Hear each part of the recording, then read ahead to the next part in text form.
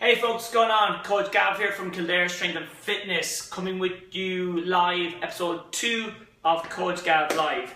So usually I'm only going to do a video a day, but this is a little bit different, and purely because the timing wise it matches up well with kind of today's video about setting plans and setting goals. So I was up, if those of you who follow us on Instagram and that, you'd have seen the post earlier on today. I was up in Compound Fitness with my good pal and super trainer Kevin McDermott.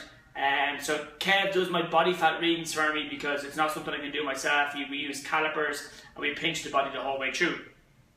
Now, hold on, let me just fix the lights.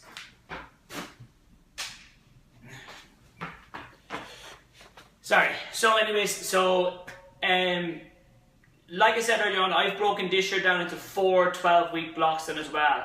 And over the very first one, my main goal was just to train 4+ times a week. I get going then as well, and then nutritionally I was like, just start eating veggies every day. It didn't worry. Some days it was a handful, some days it was a plateful. It was just somewhere in between then as well. Then as time went on, I've gradually built up to where I'm at the point now as I go into my 3rd phase and then the 4th phase of the year. I'm still going to be able to stay on top of my nutrition as well. Now, I've put a lot of focus on falling back in love with training again, establishing a balance in my life, and then also improving kind of my nutrition was lower down the list.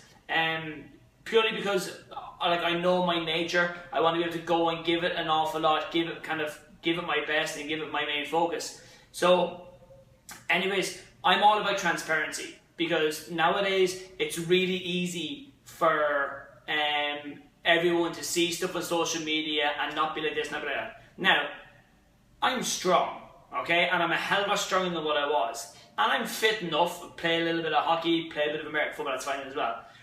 And I bumped into a friend of mine, or I called up to a friend of mine yesterday who hadn't seen me since before Easter, and he had commented about how big I've gotten in kind of the chest and shoulders area. However, the cold harsh reality is this. Now, don't go adjust your screens, it's going to get very bright in a second, but okay, so as you can see, midriff wise, I'm carrying a little bit of extra weight around here. I'm carrying a little bit extra on the side of the back. This is my current shape, okay? Got my readings done today, and I'm 26.2% body fat, alright? That's a lot. That's over a quarter of what I weigh is body fat, okay? So what I want people to start understanding is that there's other sides to health and fitness. Not everyone is fucking super ripped and fucking super shredded. Will I get there? No. Do I want to do something about my health? You're absolutely fucking right I do, okay? And the whole exodus of, or the whole kickstart was, the joke was kind of, I'm getting ready for a wedding. Not my own. It's not my wedding I'm getting ready for. I got a couple of emails asking about that, alright? So, this is the shape I'm in. So, front on, not too bad. And from here up, yeah, fine. But side on, you can see, and even in closer, there's stubborn fat here. Now, this isn't me being all like, oh my god, it makes it so fat. And people being like, shut the fuck up, you're just being a whingy little bitch. This is an actual case of, if you pinched me here, and you're not more than welcome to pinch me, but if you pinched here, it's actually quite toxic fat. So what that basically means, and I was getting my consultation with Kev, was that my diet nutritionally is basically, so foods are either acidic or alkalized. So acidic foods, coffee, processed foods, sugary foods, foods high in calories, low in nutrients. And that's where kind of my diet has been. Now, even though I've brought up my good foods, I also seemingly have brought up my bad foods too. So from the start of the year, I'm up 5 kilos. Some of it's muscle, a lot of it is clearly body fat, because the last time Kev pinched me, I was at 19%. And the whole point here is that when you know how bad a situation is, you can change it. Where will I be in 12 weeks? I'm not exactly sure. All I know is that I won't be at 26% body fat. Will I be ripped and have abs? I don't know. Maybe I will get lean enough as I go along. But that's why coaching is important. That's why having a coach is important, because you can go and do it. And standing here topless, it's not really, it's actually, I'm quite fearful of it then as well, because hey, I'm a young guy, I'm a young guy, and I'm also a trainer, so there is a pressure that comes out with being, oh, you should be in shape. And yeah, from here up I'm in shape, and you can see in the pictures, here I'm happier, here I'm healthier, and I'm more productive. But now is the time for me to put this focus on. So for some of you, putting your body as a focus now is a fucking priority.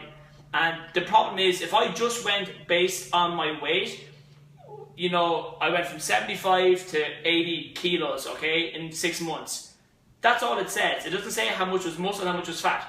That's why you have to measure your body. And if you can go get your body fat done properly, like with the calipers and stuff, go and do it. Because if I didn't go and see Kev today, I wouldn't have known what my figure was. Now, you know, and the reason why I want to change my body fat percentage, it's not primarily because I want to look better. I know it's because of my health. It's basically stubborn fat. If I have stubborn fat sitting on my midriff, that's causing pressure on my organs, okay? Pressure which I don't need at the age of 30. And if I don't do something about it now, it gets worse and worse and worse year on year on year on. So not only does it visually not look great, a little bit of a muffin top and quite stubborn here, and you can see it in the before and after pictures. If I go sideways there and relax, you can see it's a bit of a pot belly, okay?